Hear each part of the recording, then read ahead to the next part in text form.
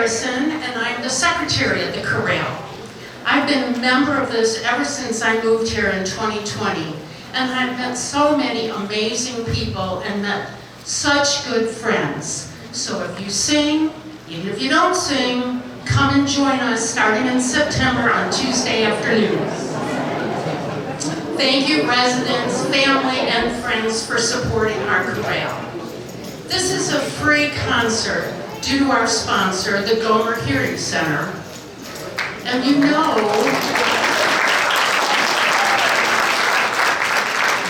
we want you all to hear this very clearly.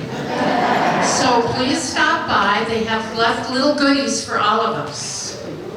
Before we start, I would like to recognize some people who are integral to this concert. The production and staging manager, Pam Gardner. Graphics and programs, Ken Logston. Costumes, Carolyn Schultz. Music library, Karma Remster.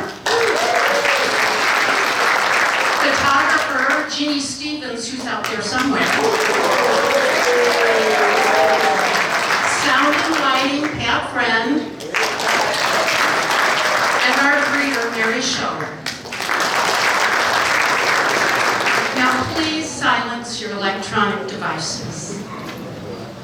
As we gather today, beneath the summer sky, we celebrate more than just a date on the calendar.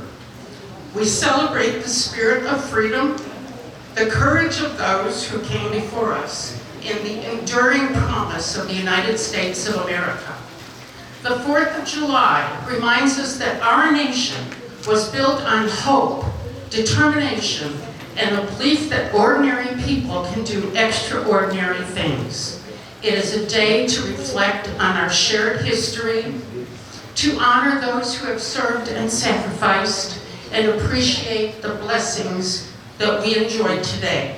We are all Americans.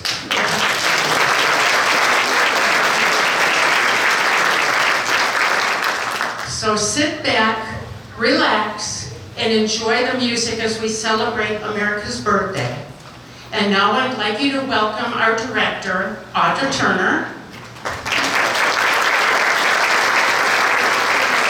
and our accompanist, Gail Lawson.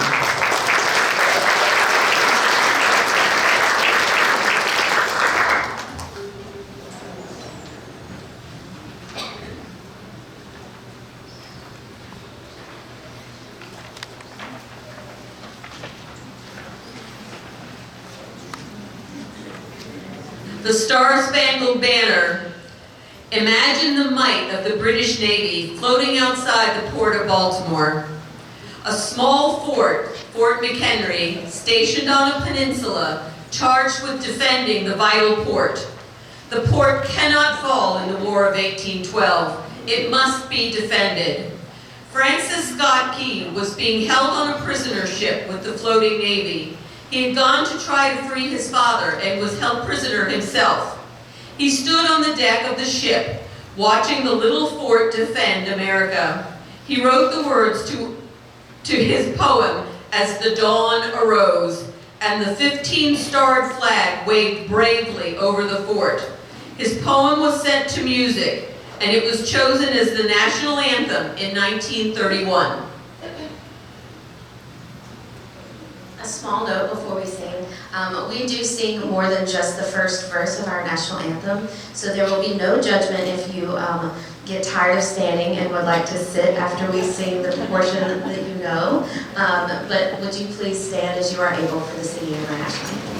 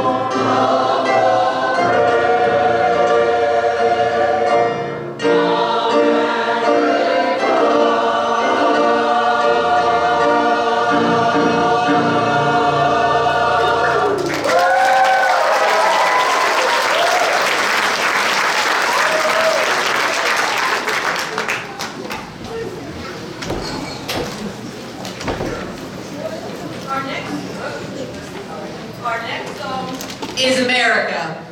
America started off as a poem inspired by Catherine Lee Bates. She was inspired by the beauty of the country as she traveled west to Colorado Springs to teach in 1893. The words were combined with a melody written by a church organist named Samuel A. Ward.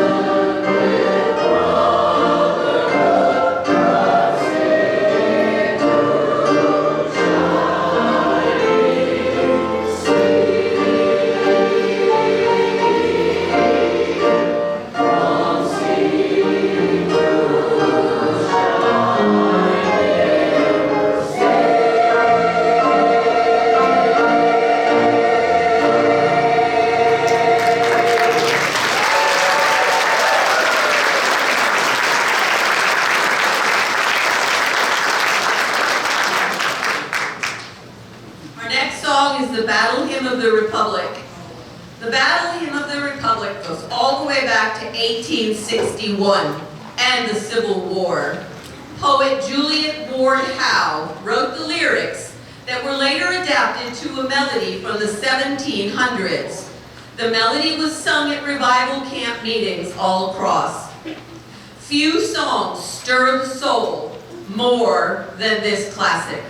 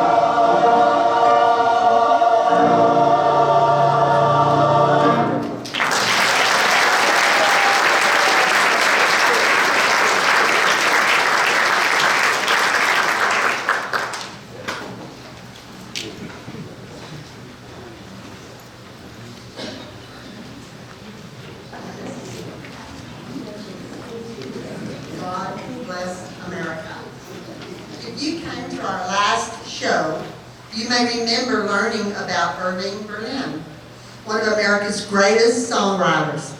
He wrote this song, both the words and the music, in 1918 near the end of World War I, while serving in the Army. He said he never liked the song very much.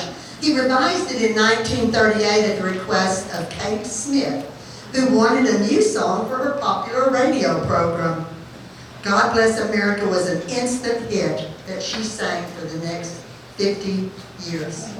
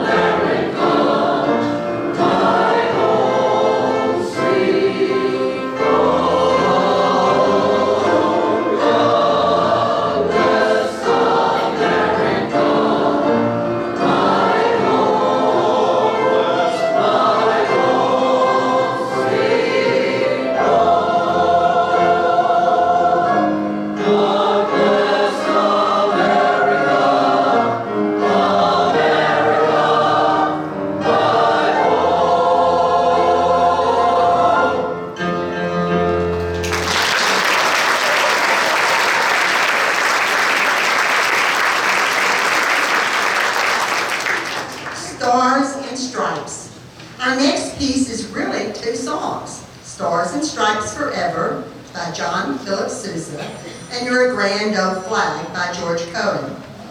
Sousa is known as the March King and Cohen as the man who owned Broadway.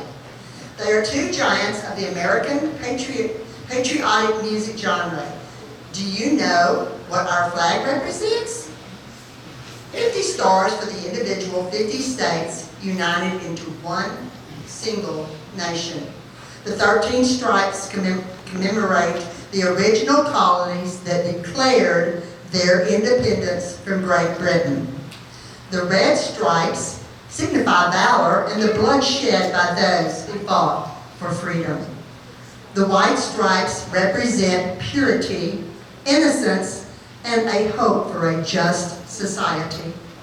The blue background symbolizes vigilance, perseverance, and justice.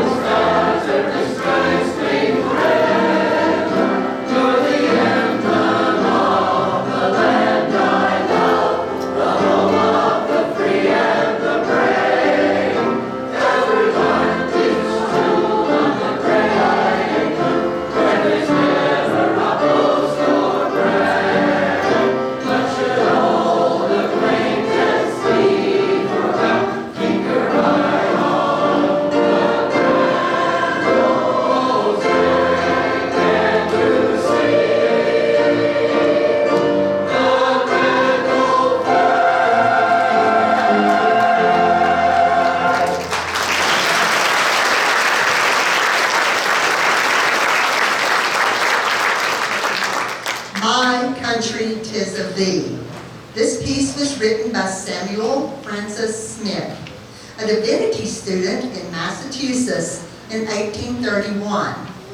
Some believe Smith set his words to the tune of God Save the King, but it is actually from an early German songbook.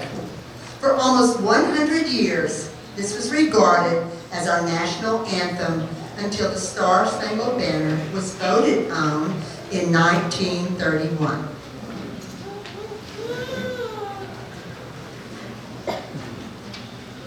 My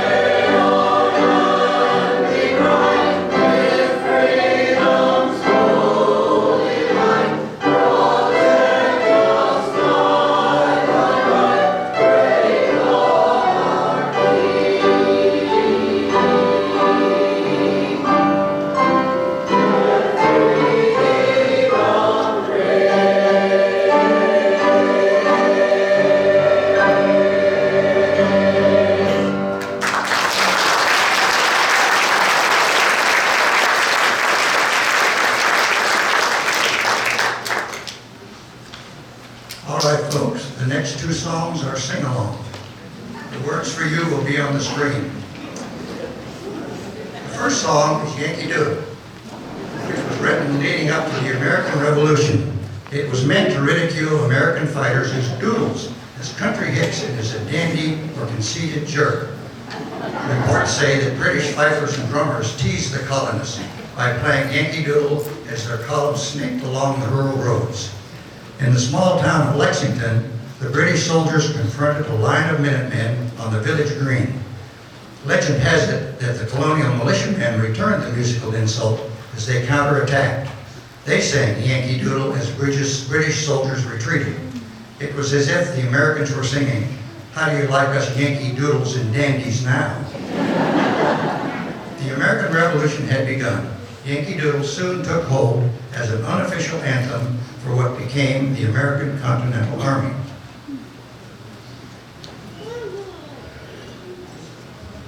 The second song is This Land Is Your Land. Today, this classic folk song is usually sung as a popular pro-American anthem by Americans of every background. But it was written to have a radical edge that hollered for the country to make its bounty available to the rich and poor alike.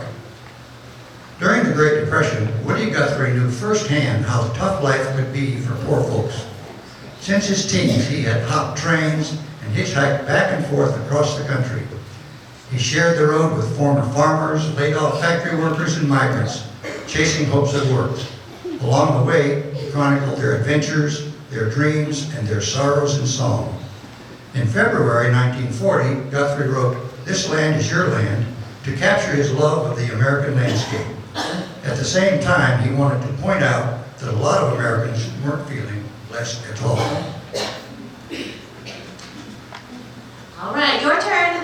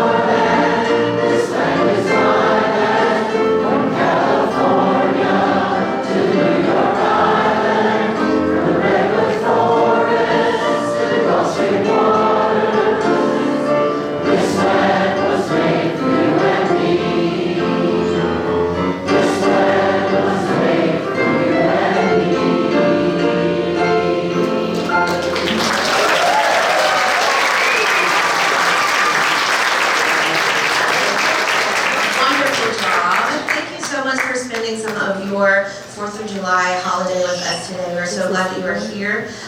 We start back in September, so if you're not up here, feel free to come join us. We have a dandy old time, I think. We have a lot of fun. So please don't hesitate to join us. Thank you again for being here. We have one more for you. Our final song is God Bless the USA by Lee Greenwood. grew up on a farm and sang in the First Baptist Church as a soprano until he was a young man. He says the choir taught him harmony and musical passion. It taught him to believe in what you sing and write. He was connected to the military by his father, who fought in World War II, and by being raised near an Air Force base. All this influenced his feelings about America. That upbringing was the foundation for this song. Many, many, many people have sung this patriotic song in the 42 years it has been around. Standing for the song began when he first sang it for the USO. The military men and women in the audience all stood as he sang it. He says he still gets goosebumps when that happens.